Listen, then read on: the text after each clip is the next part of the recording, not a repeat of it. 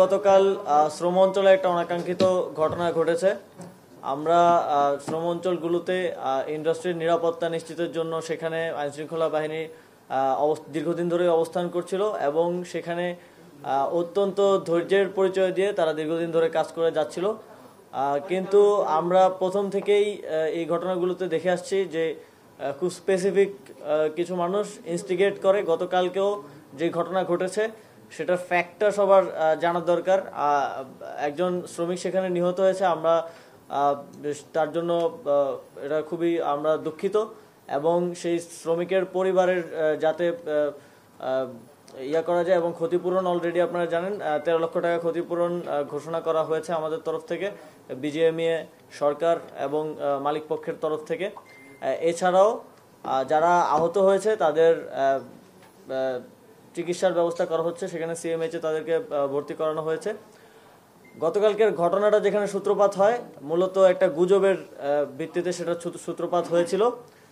গুজব ছড়ানো হয়েছিল কারখানাগুলোতে যে আইনশৃঙ্খলা বাহিনী একজনকে রেপ করেছে এবং দুইজনকে খুন করে ডেড বডি ফেলে রেখেছে, এই ধরনের একটা গুজব ছড়ানো হয়েছিল।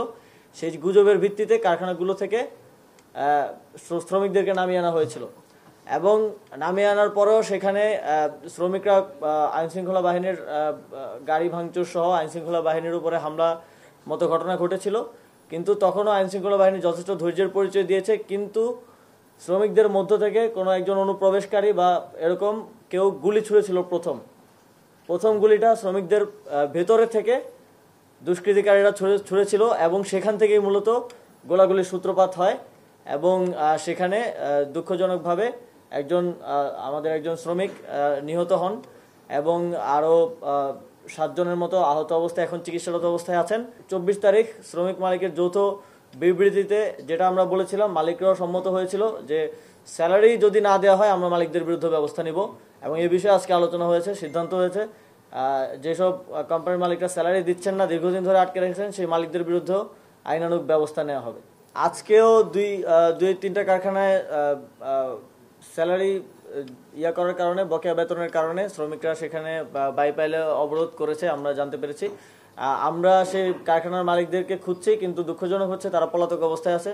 তাদের অধিকাংশের হচ্ছে ব্যাংকেও প্রচুর পরিমাণে ঋণ আছে, তো তাদেরকে আমরা খুঁজে পাচ্ছি না। খোঁজার চেষ্টা করছে আইনশৃঙ্খলা বাহিনী। আমরা দ্রুতই তাদেরকে আইনের আওতায় এনে জবাবদিহিতার আওতায় অবশ্যই আনবো যে কেন তারা বেতনটা বকেয়া রাখছে, যেটার কারণে আসলে একটা অসন্তোষের পরিস্থিতি তৈরি হচ্ছে।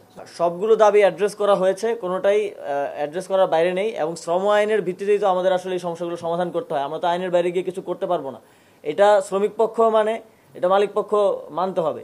তো এর ভিত্তিতেই আমরা এটার সমাধানের পথ খুঁজছি এবং প্রতিদিনই আমরা এটা একটা ফায়ার ফাইটিংয়ের মতো সিচুয়েশন হয়ে আছে, প্রতিদিনে আমরা সমাধান করার চেষ্টা করছি। কিন্তু এইটার বাস্তবায়নের জন্য শুধু সরকার না, মালিক পক্ষ, শ্রমিক পক্ষ সবাইকে দায়িত্ব নিতে হবে।